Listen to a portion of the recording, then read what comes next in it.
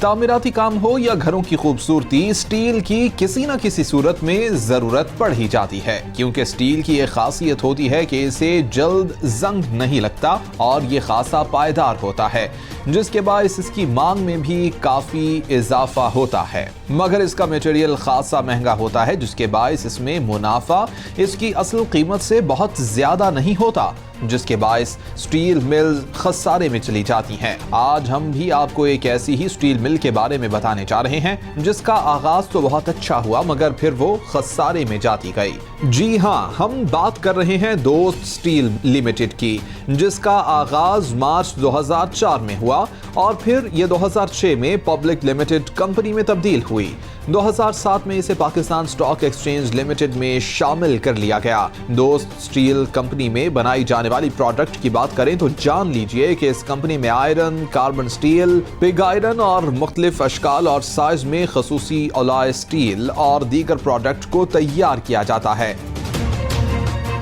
دوست سٹیل نے 2007 میں پاکستان اسٹاک ایکسچینج میں لسٹنگ کے بعد سے 2018 تک یعنی ایک دہائی سے زیادہ عرصے تک کچھ بھی تیار نہ کیا اور پھر اسے فوری طور پر بند کر دیا گیا اور کمپنی کو ہر گزرتے سال کے ساتھ نقصان کا سامنا ہی رہا۔ حال ہی میں جاری کردہ مالیاتی رپورٹ میں دوست سٹیل ملز نے اپنا تیسرا سب سے بڑا نقصان 175 ملین روپے کا بتایا ہے۔ دوست سٹیل کو بچانے کے لیے اسے اعتماد اور توقع سے زیادہ کی ضرورت ہے۔ اگر کہا جائے کہ کوئی معجزہ ہی ہو تو غلط نہ ہوگا۔ 1 ستمبر 2021 کو دوست سٹیل کے حصے کی قیمت 4.93 روپے تھی۔ یہ 13 اکتوبر تک گر کر 3.42 روپے پر آ گئی۔ 15 اکتوبر کو یہ 3.6 روپے اور 18 اکتوبر کو 4.29 روپے تک جا پہنچی ہے۔ دوست سٹیل کی بینکوں کے ساتھ ایک طویل بحث شروع ہوئی۔ در حقیقت دوست سٹیل کو زیادہ تر حصہ سٹیل کی اصل پیداوار سے کم اور قرض دہندگان کے ساتھ اس کے غیر فعال تعلقات سے زیادہ نقصان ہوا ہے۔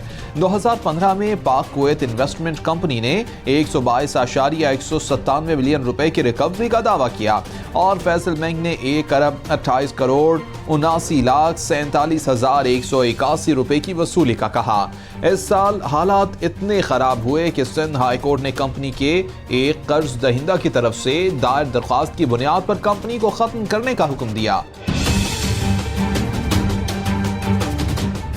ایک خیال یہ بھی کیا جاتا ہے کہ دوست سٹیل کے ابھی تک میدان میں رہنے کی واحد وجہ یہ ہے کہ سپریم کورٹ آف پاکستان نے کمپنی کے ڈائریکٹرز کی جانب سے دائر کی گئی اپیل کو قبول کر کے کیس کو خارج کر دیا۔ دوست سٹیل فروری 2018 تک کام شروع کرنے میں ناکام رہی اور مسلسل خسارہ دیکھا گیا، یہاں تک کہ کمپنی نے جو فروخت کیا اسے مستقل مندی سے باہر نکالنے میں ناکام رہی۔ اس نے 2014 میں 88 ملین روپے، 2015 میں 98 ملین روپے، 2016 میں 30 ملین روپے، 2017 میں 81 ملین روپے، 2018 میں 103 ملین روپے، 2019 میں 313 ملین روپے اور آخر کار 2020 میں 214 ملین روپے کا نقصان کیا۔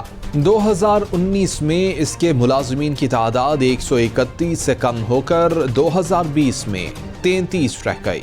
اب بات ہو جائے کہ آخر کمپنی اس مقام تک پہنچی کیسے، تو جان لیجئے کہ کمپنی مناسب منافع حاصل نہ کر سکی، پیداوار کی مطلوبہ سطح پر بھی نہ آ سکی، گاہک کی ضروریات بھی پوری کرنا کمپنی کے لیے مشکل ہو گیا تھا۔ اس کے علاوہ کمپنی پر بے پناہ قرض بھی اس کی ایک بڑی وجہ ہے۔ 2020 تک دوست سٹیل نے 1240 ملین روپے کا حیران کن نقصان اٹھایا۔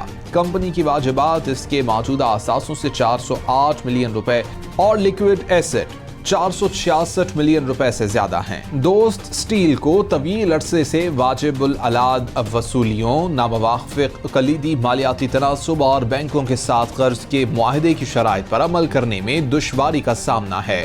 کمپنی بینکرز کے ساتھ سنڈیکیٹڈ کانٹریکٹ کی ذمہ داری کے تحت ڈیفالٹ میں ہے، کیونکہ وہ اس سال کے دوران 46.5 ملین روپے کی 4 قسطوں میں سے کوئی بھی ادا نہ کر سکی اور اضافی فائنانس حاصل کرنے سے قاصر رہی۔ اسی وجہ سے کمپنی کا جاری رہنا تشویش کا باعث ہے۔